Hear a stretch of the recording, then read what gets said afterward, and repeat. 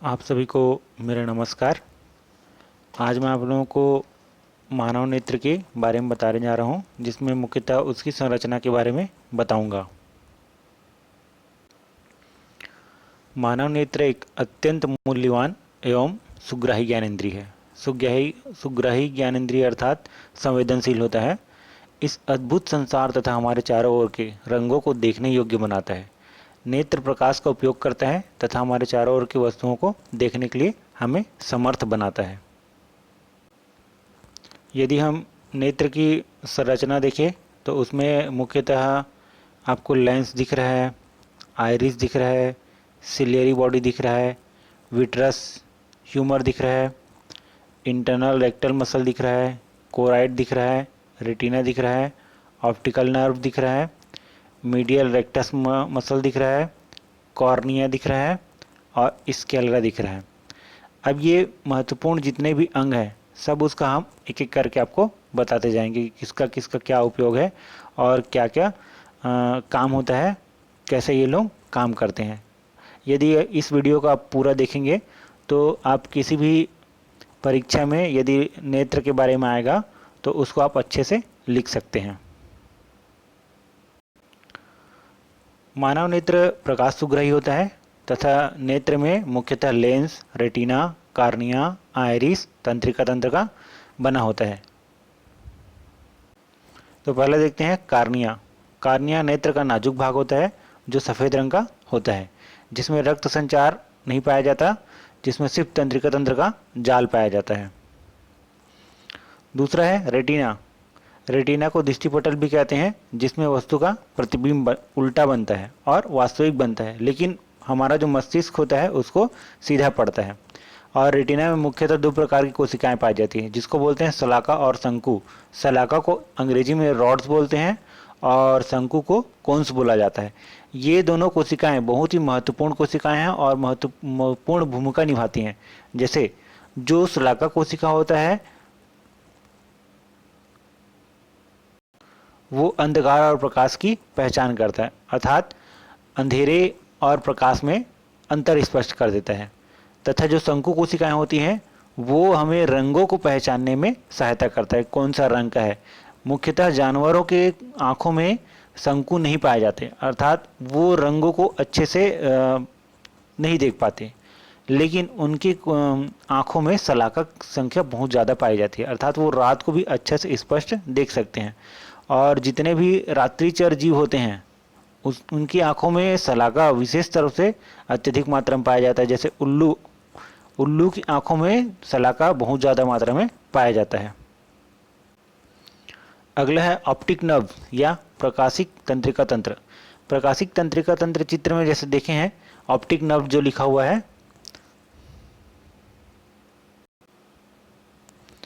ये जो optic nerve लिखा हुआ है ये होता है ऑप्टिक नर्व, जिसको हम बोलते हैं प्रकाशिक तंत्रिका तंत्र। इसका मुख्य कार्य है रेटिना पर बनने वाले उल्टा प्रतिबिंब को मस्तिष्क तक पहुंचाना तथा उसको मस्तिष्क के द्वारा रीड करवाना। रीड करना मतलब पढ़ना, मतलब उसको सीधा दिखना।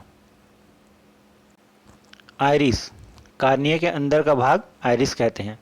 इसका रंग भूरा, काला या नीला हो सकता है।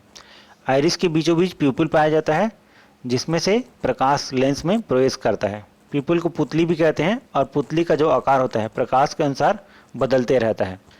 जब हम अत्यधिक प्रकाश में जाते हैं तो प्यूपिल का आकार छोटा हो जाता है, और जब हम कम प्रकाश में आते हैं तो प्यूपिल का आकार बड़ा हो जाता है, अर्थात पुतली बड़ा हो जाता है। पुतली का जो आकार है बड़ा हो जाता है, ताकि अत्यधिक प्रकाश की मात्रा हमारे आँखों में कम पहुँचे, इसलिए वो छोटा हो जाता है। और जब हम कम प्रकाश में आते हैं थोड़ी देर के लिए हमारा आँख अंधेरा दिखाई देता है, उसके बाद धीरे धीरे धीरे ठीक से दिखाई देने लगता है। इसका मतलब ये है कि जो प्यूपिल का आकार है वो धीरे धीरे बड़ा होने लगता है।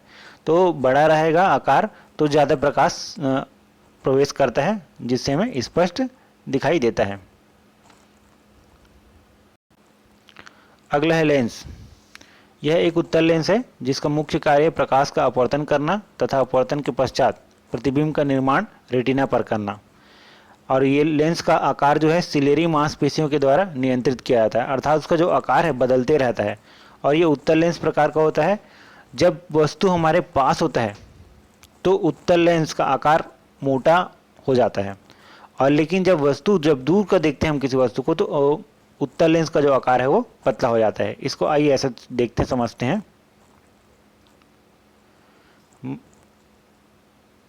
अभी वस्तु पास पे है तो उसका आकार देखिए बड़ा है, चौड़ा है ना।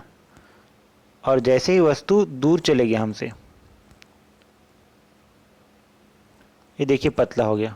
अब वस्तु यहाँ पर है, तो जैसे वस्तु हमसे दूर होता है तो लेंस का आकार पतला होता है, और वस्तु जब हम हमसे पास आ जाता है तो लेंस का आकार बड़ा हो जाता है, चौड़ा हो जाता है।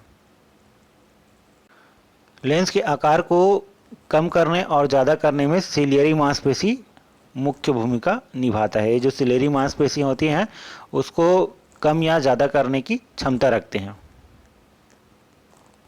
उसके बाद देखते हैं काचाभ द्रव। काचाभ द्रव अर्थात विट्रस ह्यूमरर, यह एक जेली जैसा द्रव है जो लेंस तथा रेटिना के बीच में पूरे नेत्र में गोलक में भरा रहता है।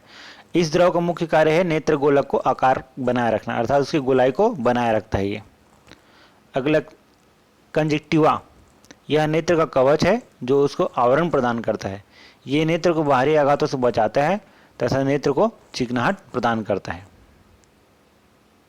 तो इस प्रकार से ये पूरे नेत्र का चित्र है जिसमें आपको विशेष अंग दिखाई दे रहे हैं, जैसे आइरिस हो गया, लेंस हो गया, सिलेरी बॉडी हो गई। सिलेरी बॉडी मतलब वही सिलेरी मांसपेशी जो नेत्र के लेंस को कम या ज़्यादा करता है।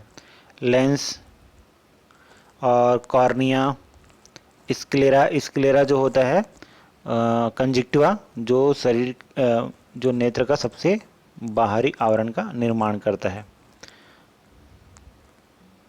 इस प्रकार से ये वीडियो यदि आप लोगों को पसंद आया हो तो लाइक कीजिए तथा शेयर कीजिए।